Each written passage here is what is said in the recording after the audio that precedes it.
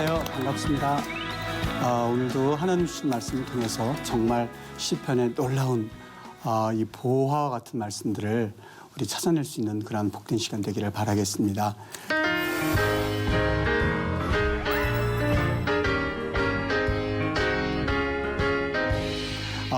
여기 오늘 시편 80편을 좀 보려고 하는데요. 네. 이 80편 말씀 가운데 이런 질문 한번 하고서 넘어갈게요. 간절히 기도했던 경험이 있으신가요?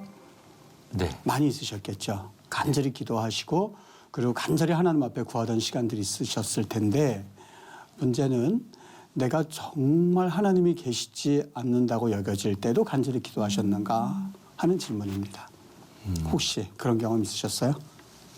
근데 이제 요 근래라 하면 이제 얼마 전에 이제 한 5년 전에 아버지가 잠깐 이제 혈압으로 쓰러지셔가지고 막 사경을 헤매실 때 그때야말로 정말 막 간절히 제가 모든 기도란 기도는 다 했었던 기억이 있어요. 물론 지금도 계속 기도하고 있지만 다행히 이제 깨어나셨는데 이제 좀 네. 몸이 좀 불편해지시긴 했는데 그래도 이렇게 살아계심을 감사하면서 이렇게 또 기도하고 있습니다. 네. 지금 병원에 계세요? 아, 네.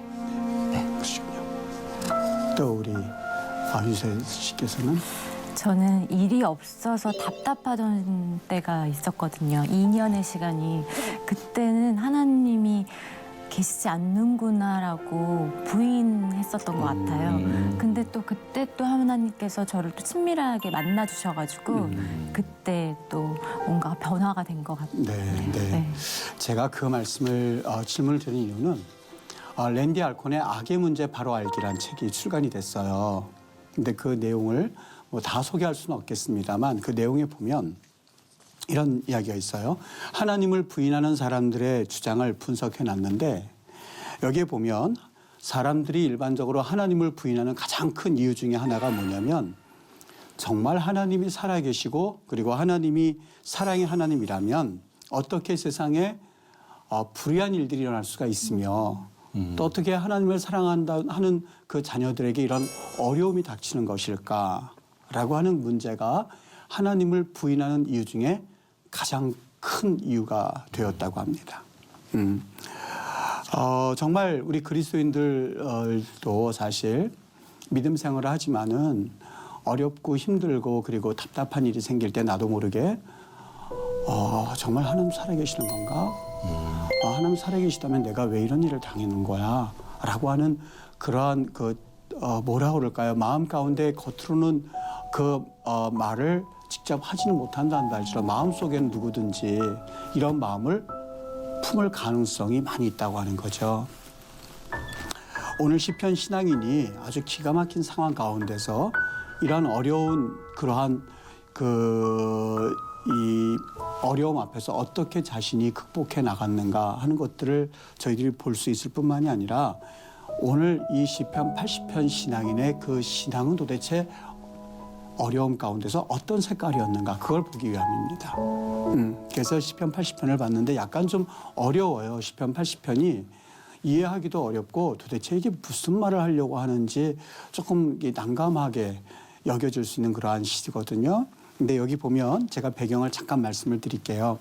솔로몬이 죽고 나서 왕국이 두 개로 나뉘어지죠. 북쪽 이스라엘과 남쪽 유다로 나뉘어지죠. 남왕국은 유다라고 불려지고 그리고 북쪽 왕국은 북이스라엘이라고 불려지게 되죠.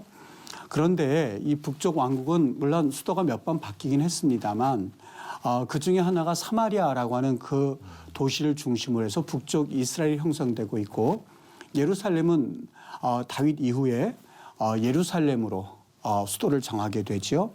그리고 그 상황이 남쪽에서는 애굽이 그리고 북쪽에서는 아수르가 서로 두 강대국이 이스라엘을 사이에 두고 서로 힘겨루기를 하고 있었던 때였었어요. 마침 그 당시에 패권 국가가 아수르였었는데 이 아수르가 세력이 조금 약해진 틈을 타가지고 이 애굽이라고 하는 나라를 침공하기를 원했었는데 사실 우리가 나라와 나라가 전쟁을 할 때에 그냥 막 들어갈 수는 없잖아요. 나름대로 빌미가 있어야 되고 그리고 그 나라를 침공할 때 나름대로 그 이유가 있어야 되는데 무슨 일이 있었냐면 이 이스라엘의 마지막 왕이었었던 호세아가 아수르 왕에게 이 살마네셀 왕에게 조공을 바치기로 해놓고서는 그 조공을 바치지 않았던 사건이에요. 얼마나 이게 좋은 빌미를 제공했는지 마침 아수르가 이 애굽을 향해서 진격을 해 들어가야 되는데 지도를 잠깐 한번 보여주시면 상황이 어떻게 됐는지 한번 보고 이야기를 하도록 할게요.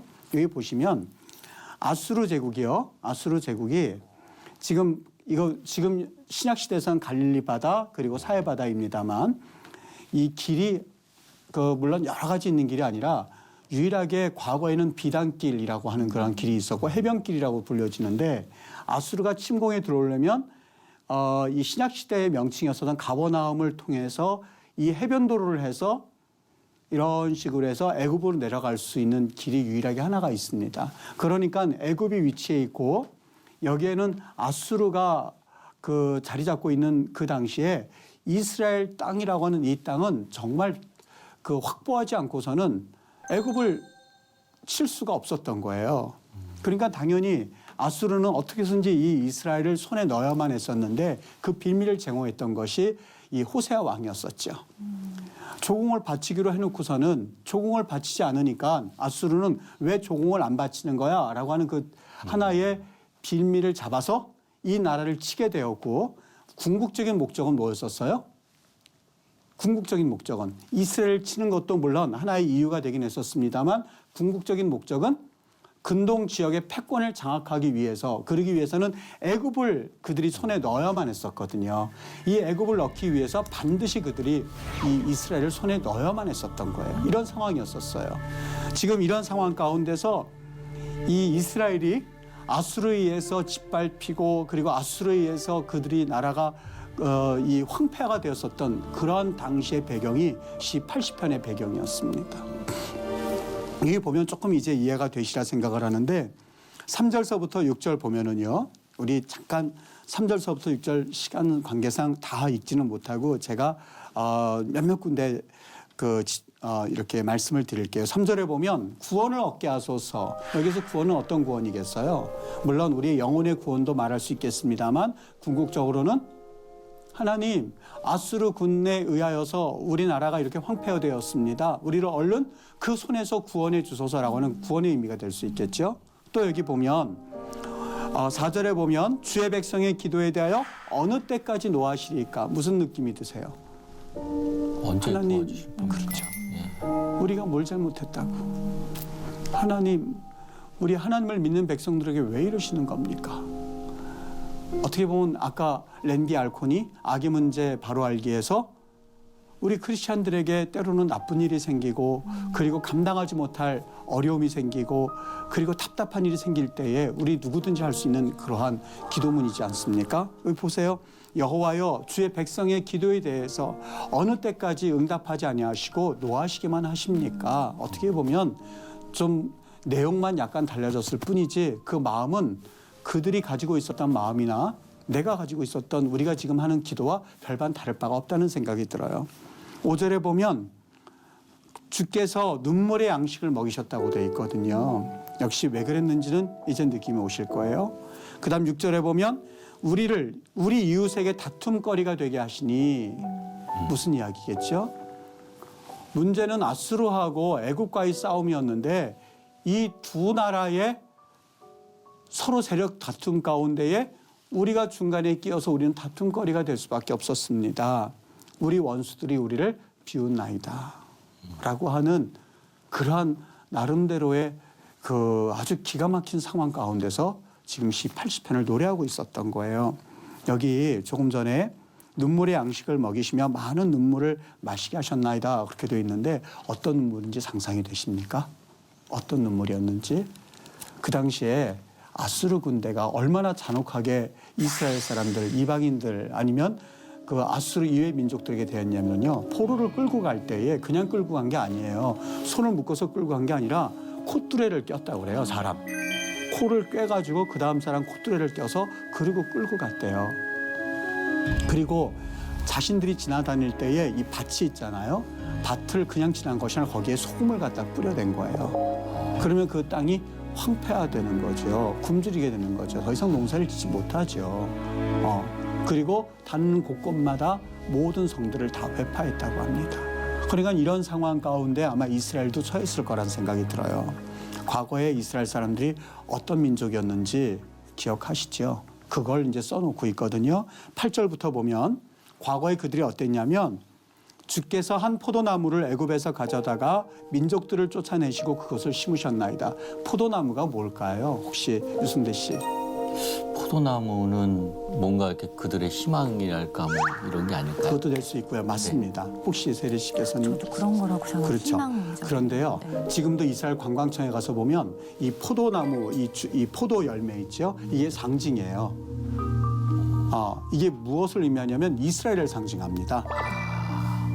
네. 그러니까 풍성하잖아요. 네. 그리고 뭔가 탐스럽잖아요. 이스라엘을 상징할 때 이 포도나무란 말을 종종 사용하고 성경에서 포도나무 그러면 대부분이 이스라엘을 상징해요. 그럼 보세요. 주께서 한 포도나무를 애굽에서 가져다가 누구를 의미하는지 금방 느낌이 오죠. 애굽에서 이 포도나무를 가져다가 민족들을 쫓아내시고 어느 민족을 의미하냐면 가나안의 7민족들 이를테면 헷 족속, 기르가스 족속, 가나안 족속, 브릿 족속, 히 족속, 여부 족속, 아모리 족속 7족속이요. 가나안 7족속을 쫓아내시고 누굴 갖다 심었어요? 이 포도나무를 이스라엘에 갖다 심으셨습니다. 그 소리예요. 그것을 심으셨습니다. 9절에 보면 주께서 이스라엘을 앞서 가꾸셨기 때문에 그 뿌리가 깊이 박혀서 땅에 가득했었습니다. 이스라엘이 번창했었습니다. 다윗 시대를 보십시오. 번창했었습니다. 10절에 그 그늘이 산들을 가리고 그 가지는 하나님의 백향목 같았다고요. 산들을 가리고 백향목 같았다. 백향목이 자라면 40m를 자란대요. 둘레가 3m였었대요. 하나님께서 가나안 땅에 포도나무를 심으셨는데 백향목 같았습니다. 높이가 40m, 둘레가 3m 정도의 그런 가지로 이스라엘이 정말 번성했었습니다. 다윗 시대에 그랬거든요. 그 다음 보시면 11절에 그 가지가 바다까지 뻗고 넝쿨이 강같이 여기 바다까지 뻗었다는 것은 미디안이란다. 저기 지중해 바다에서부터 시작해서 강은 바벨론의 유프라데스 티그레스 강까지 그렇게 그 세력이 엄청났었습니다. 과거 일을 회상하고 있었던 거예요. 근데 지금은 어떨까요? 지금은요. 지금은 상황이 아수르에서 짓밟혔는데 그 다음 상황을 말하고 있어요. 13절 볼까요? 숲속의 멧돼지들이 상해하며 멧돼지가 누굴 의미할까요? 적들이겠죠. 그렇죠. 적들 중에서 조금 더 구체적으로 말한다면 그 아수르.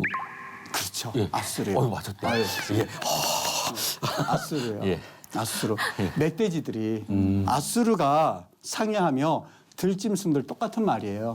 멧돼지나 들짐승들이 먹나이다. 누구를요? 이스라엘.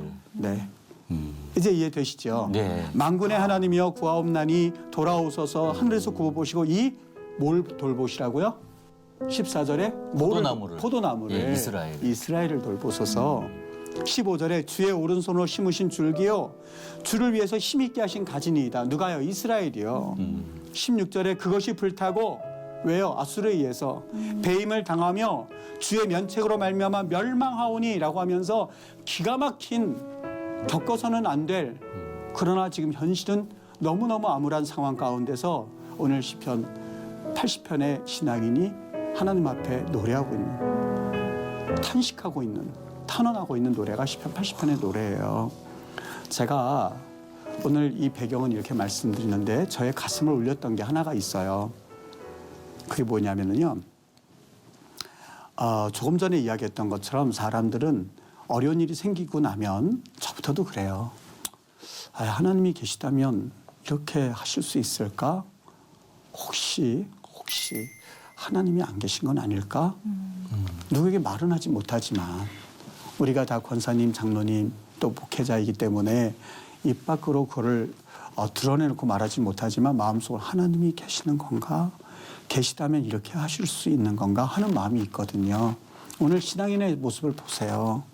자기 동족들이 콧뚜레로서 끌려가는 모습을 한번 상상해 보세요. 있을 법한 일입니까? 논밭이 전부 다 소금으로 다 뒤덮였어요. 너무 벌어먹질 못해요. 내 직장 잘린 거예요, 지금요.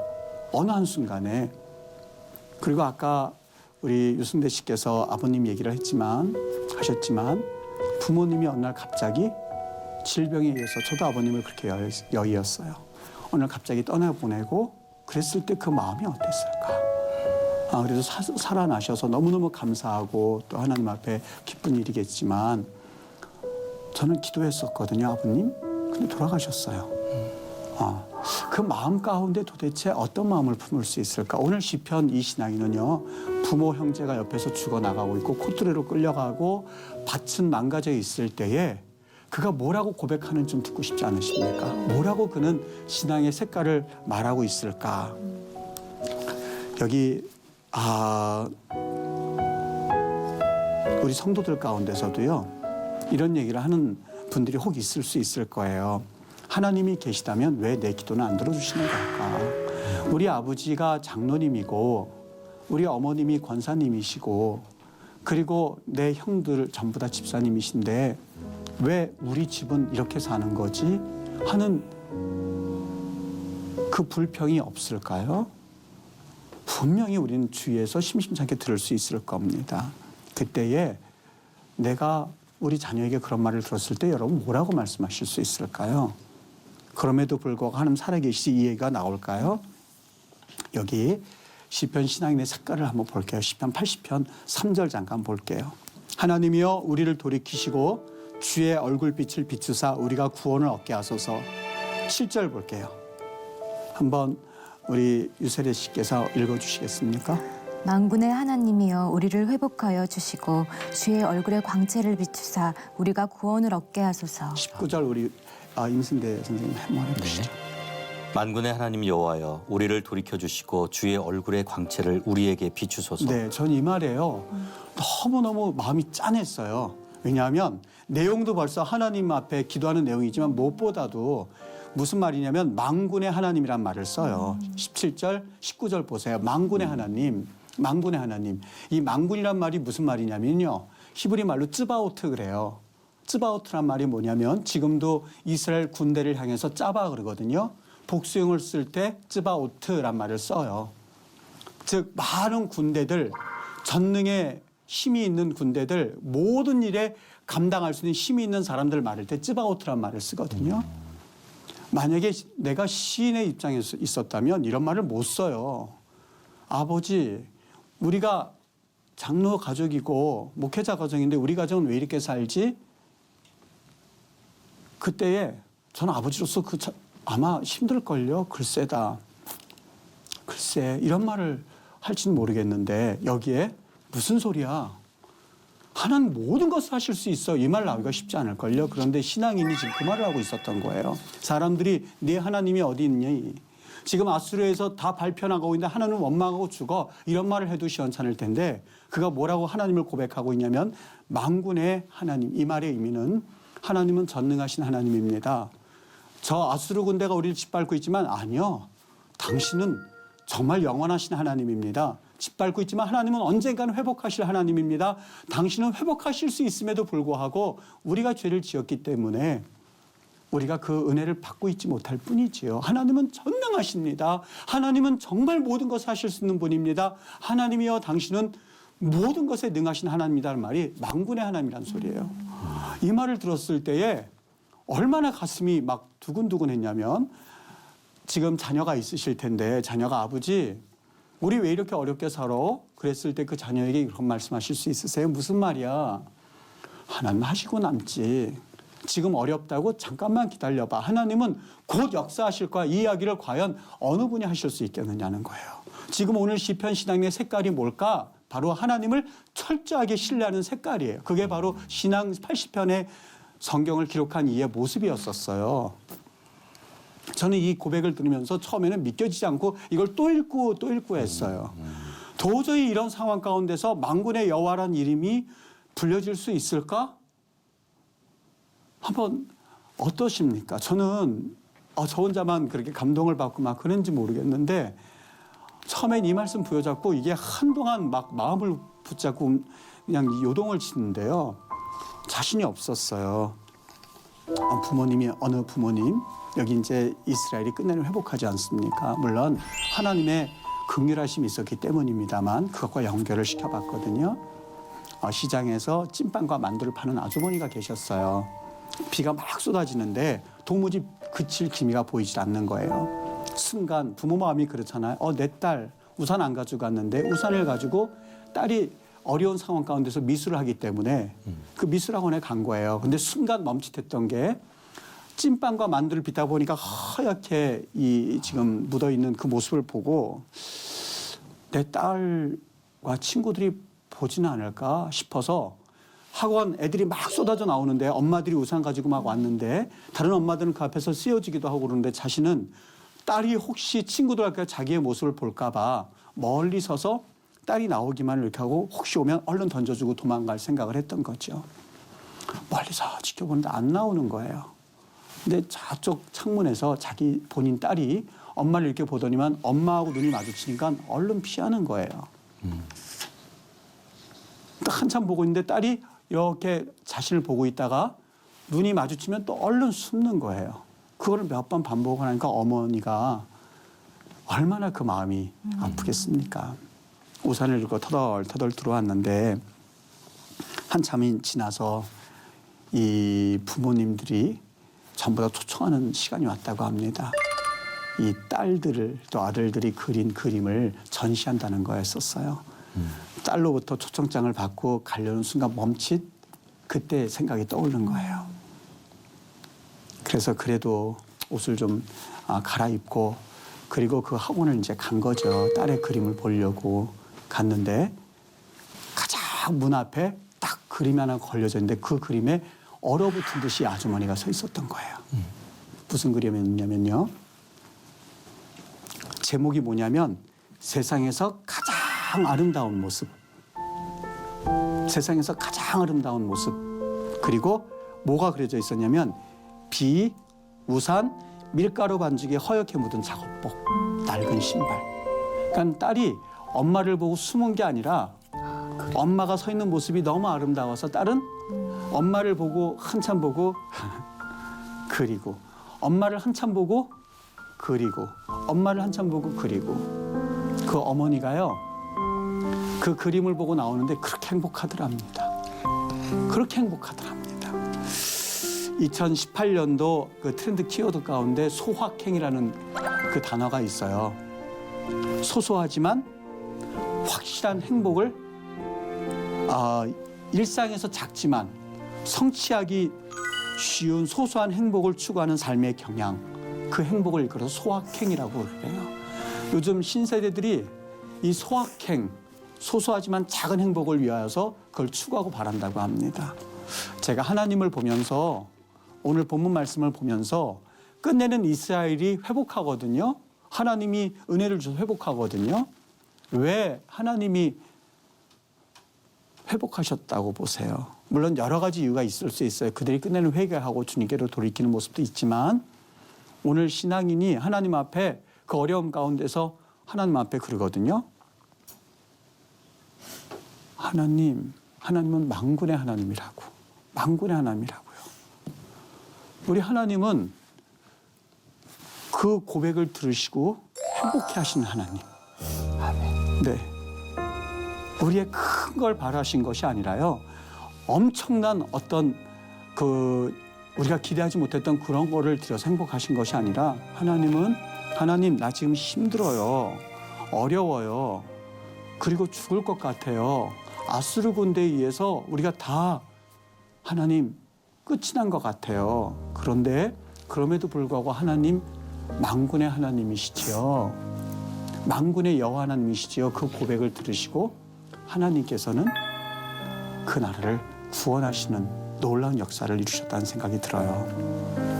백문일답이라는 것이 있거든요. 100가지 질문을 해도 답은 오직 하나라는 거예요. 하나님이 우리에게 원하는 소확행 이유가 있는데 그것은 다른 것 아니라 믿음입니다. 믿음입니다. 성경은 오직 믿음 그 말을 사용하시거든요. 많은 것들이 필요한 것 같지만 이스라엘 백성들이 홍해를 건넜던 것은 믿음으로 건넜어요. 요단강도 믿음으로 건넜어요. 그리고 위대한 하나님의 사람들은 한결같이 그 믿음 하나만을 가지고 살았던 사람들이 믿음의 사람들이었거든요.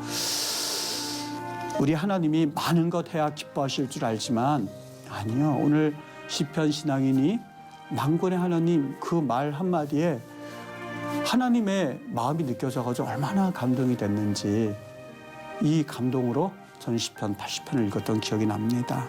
하나님이 원하시는 것은 성공이 아니라 우리 믿음의 순종이라는 사실. 이것이 시편 80편이 우리에게 보여주는 또 하나의 귀한 메시지라고 생각을 합니다. 오늘 여기까지 하겠습니다. 여러분에게 시 80편의 신앙인의 이 아름다운 신앙의 색깔이 우리 모든 이 방송을 시청하는 시청자들께 그리고 여러분들에게 나타날 수 있게 되기를 주님의 이름으로 축복합니다. 고맙습니다.